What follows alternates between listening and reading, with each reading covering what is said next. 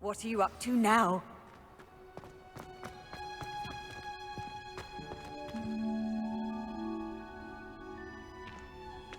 Oh, it's you!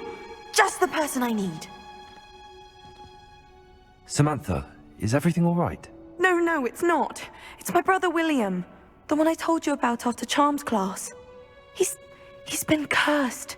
He ignored my warning and now he's lying in St. Mungo's looking completely pathetic. He simply never listens. I'm sorry, how exactly has he been cursed? Oh, you won't believe it. Truly, but his feet were turned into purple beets. You can imagine his distress. And mine. I won't even go into the attention he was getting from our garden rabbits before he admitted himself to hospital. I'm so sorry. That sounds like a trying situation. I'm glad you understand. Everyone else just laughs at me as if it's a joke. No compassion at all. Well, it is an unusual situation. How did your brother end up like this? It's entirely his own fault. I told him about some research I'd done recently on our ancestor Marmaduke Dale. In particular, my discovery that Marmaduke's tomb was cursed. My brother's always making fun of my discoveries. This time, he laughed in my face. Told me I'd misinterpreted my findings. As if that were possible. And to prove his point, he went right up to the entrance of the tomb and poof! His feet transfigured into beets. How awful. I can see why you're upset. He definitely needs some help. Exactly. He may be a cape flapper, but he's still my brother. And no one deserves such a fate to last forever, especially as the result of a single brainless mistake. Now I worry that if the curse isn't reversed, it could become permanent. Can't the curse be broken? Possibly. The curse stems from a crest that was stolen from Marmaduke. If the crest were returned to its rightful place upon his sarcophagus, then I believe that William's feet may be restored. You battled trolls when they attacked Hogsmeade, escaped a dragon, and I could tell by your work and charms that you're a skilled spellcaster. Returning a crest to a sarcophagus should be almost effortless for you. So, will you help us? I can take the crest to Marmaduke's sarcophagus for you. Oh, thank you! Thank you so much! You'll simply go into the tomb where Marmaduke was laid to rest and place the crest on top of his sarcophagus. According to my research, the tomb's been abandoned for centuries, so it should be a fairly simple task. You'll find it just east of the hamlet of Brockborough. Thank you for your help. My family is indebted to you.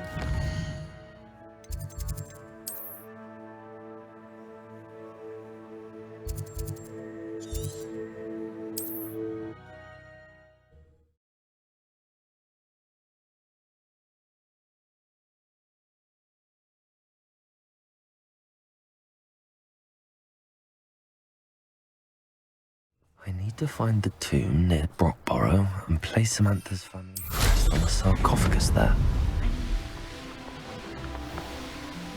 Revelio.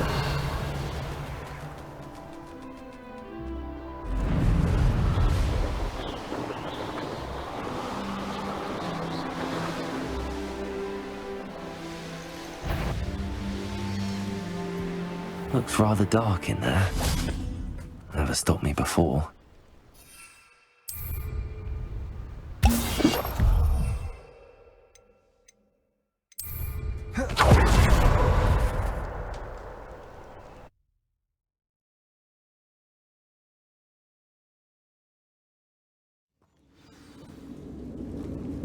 Revelio.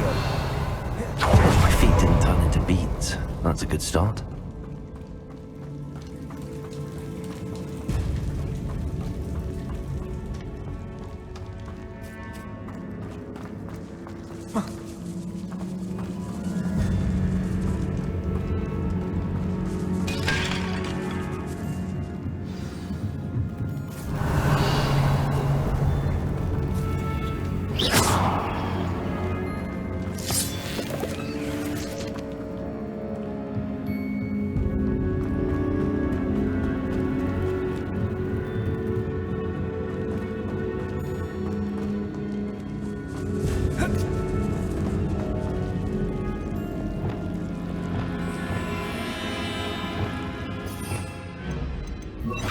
Lumos.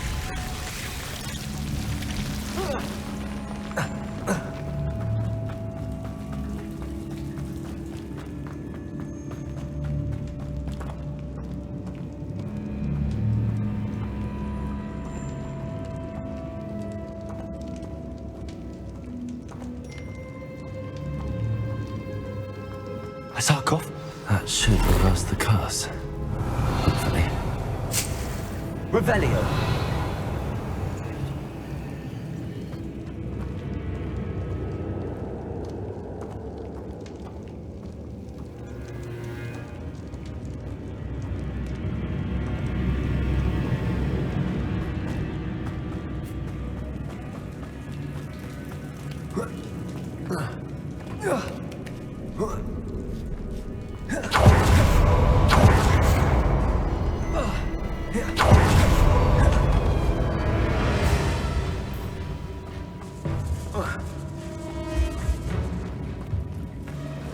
Revelio.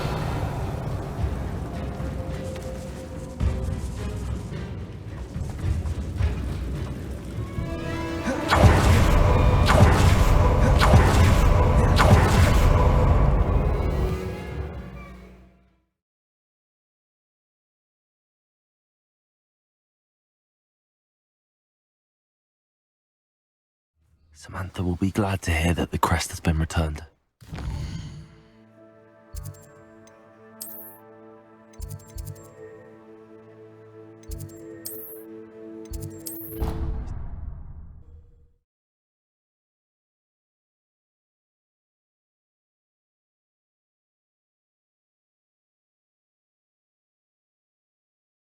How nice to see you, my young friend.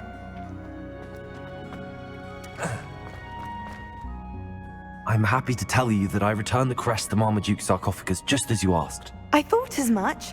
I received word from St. Mungo's that my brother's feet are back to normal. No more beats. Oh, I cannot thank you enough. It wasn't too much trouble, I hope.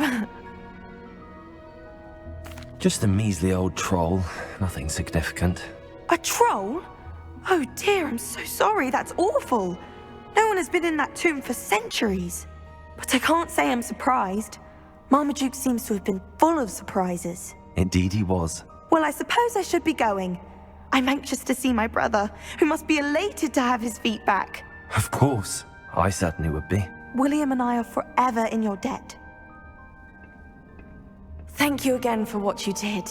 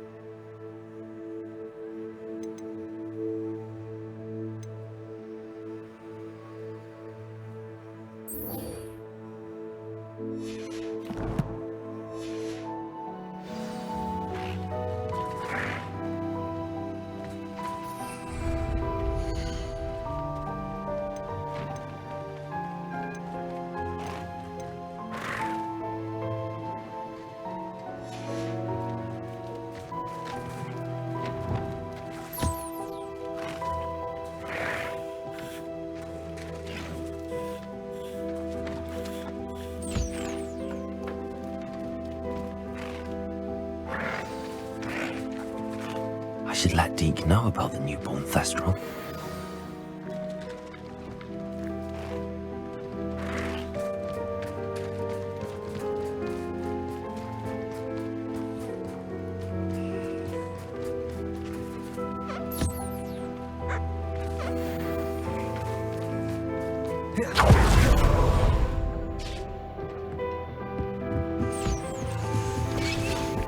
Deek's no herbology professor, but some plants here seem to be ready to harvest.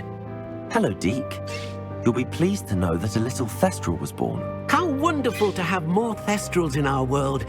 Such misunderstood beasts. I'm sorry that we can both see Thestrals, Deke. Deke is privileged to see such majestic beasts, but sometimes wishes Deke couldn't. Deke is to blame. What do you mean, to blame? Years ago, Deke's master ordered Deke to help him capture a phoenix, the rarest of all beasts, that master had spotted high on a cliff. The phoenix was the most beautiful beast Deke had ever seen. Deke begged master to leave her be. When Deke hesitated to climb up the cliff as ordered, Deke had to punish himself. As Deke punished himself, master grew angrier and angrier, and in his frustration cast at the regal bird. Deke suspects the phoenix was protecting eggs when it swooped down in fear and fury. Before Deke could reach him, master fell from the cliff. Deke stayed on that cliffside for days, punishing himself, before Tobbs found him.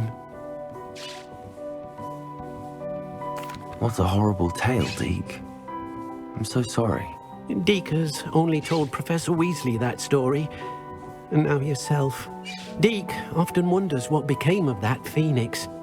Deke feels fortunate to be at Hogwarts now, helping you rescue beasts. Perhaps Deke can make amends for what came before.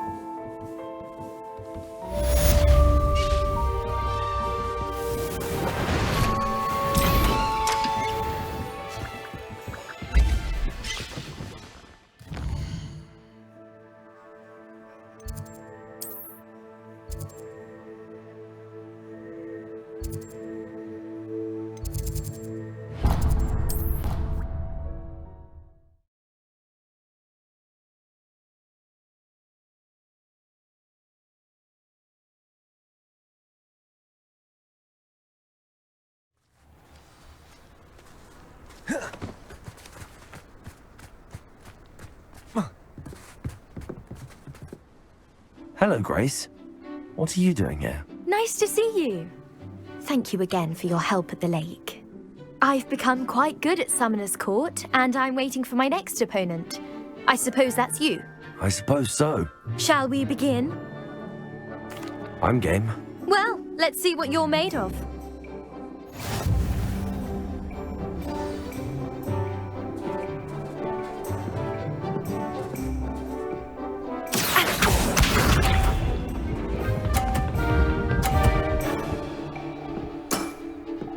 That's the way to do it.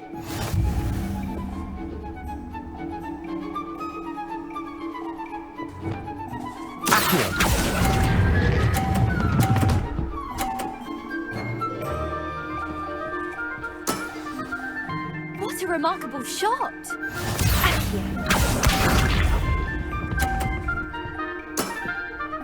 You didn't see that.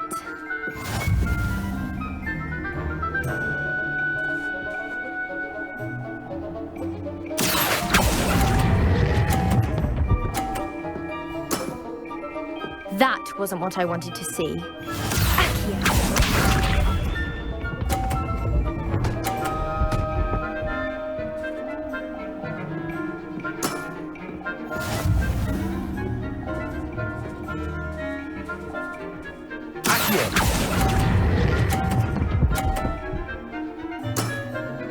Impressive.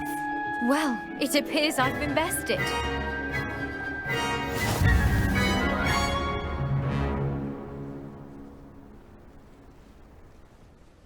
Well done! Diving, Summoner's Court. Seems there's nothing you can't do. You played a good game, though, Grace. I did play rather well, didn't I? Only one student has ever beaten me. She's very good. But if you play the way you did against me, you might stand a chance.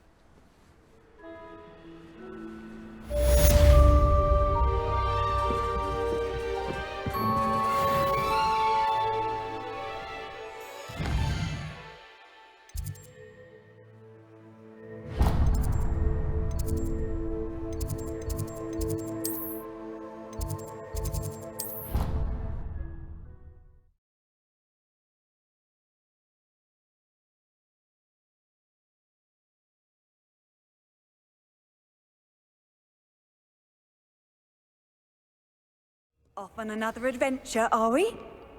Revelio.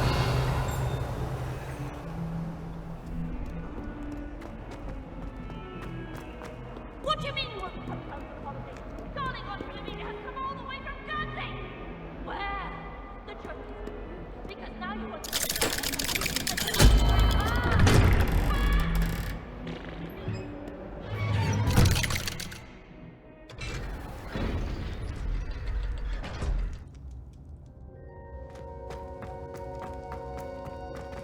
You'll never believe what I've learned. What did you discover in the spellbook we found in the scriptorium? Salazar Slytherin's spellbook was a little difficult to interpret, but fascinating.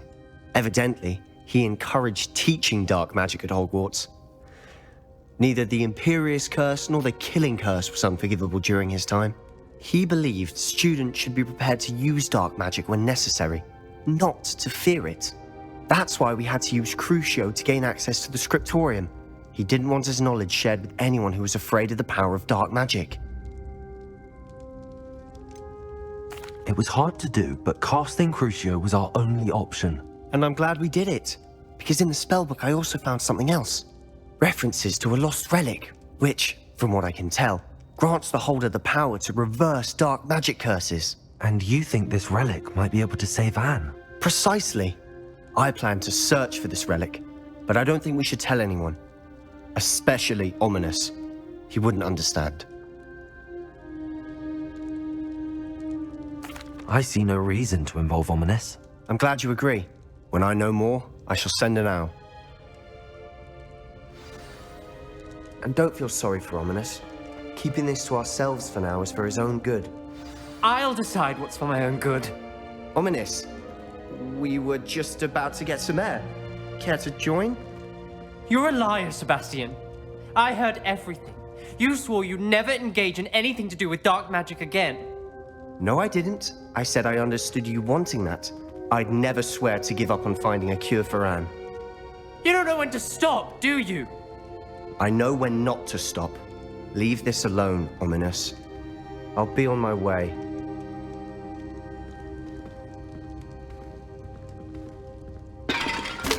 I am not letting this go. Ominous, Sebastian meant well. I know what I heard. You knew I wouldn't agree with this. Going after that relic is not a good idea. Sebastian doesn't even realize it, but he's as irresponsible and reckless now as his parents were years ago. It's why they died. I knew his parents died, but I never heard what happened. Mr. and Mrs. Sallow were professors. Spent nearly every waking moment in the cellar library. Noses buried in books. Anne and Sebastian were upstairs when it happened. They heard a sudden crash and ran downstairs, but it was too late. Their parents had crumpled to the floor. A defect with the lamp in the cellar caused the room to fill with an undetectable toxin. Sebastian and Anne were helpless. They had no magic yet. What a horrible story. It is. That's why I can't understand Sebastian's recklessness. I've practically lost Anne. I cannot lose Sebastian too. Please avoid anything to do with that spellbook. Some references Sebastian mentioned in the book do worry me. I'm glad you understand. I hope Sebastian pursues this no further. But if you think he might, please let me know. It would mean a lot.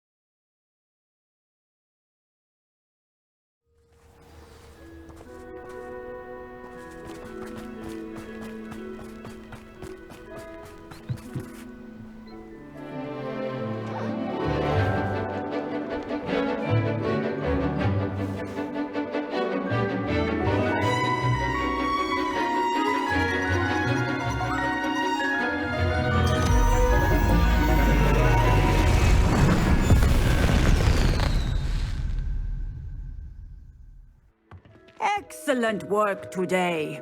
Class dismissed. Ugh. Can't say I'm terrible. I take it you're ready to learn. I completed your assignment, Professor. I'm ready to learn Bombarda now. Good. Now, this spell comes with a caveat. It should only be used when necessary. The exploding charm, as you might suspect, can hurt people. Use caution when casting it. I will, Professor. I will hold you to that promise. Now, you must be precise in your wand movements. We don't want you blowing your hand off. Go ahead. Nice and steady wand movements. Remember, the exploding charm is highly volatile.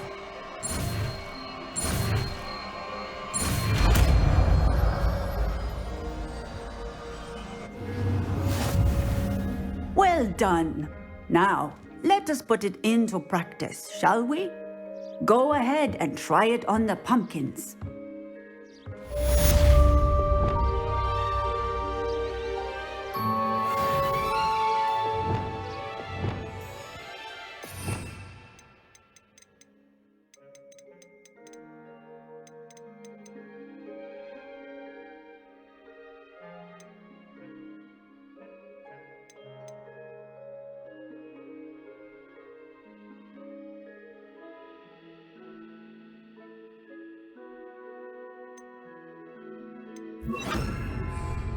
Bombarda! Excellent wand work. Cast the spell just Rebellion. like that every time. Assured and in control.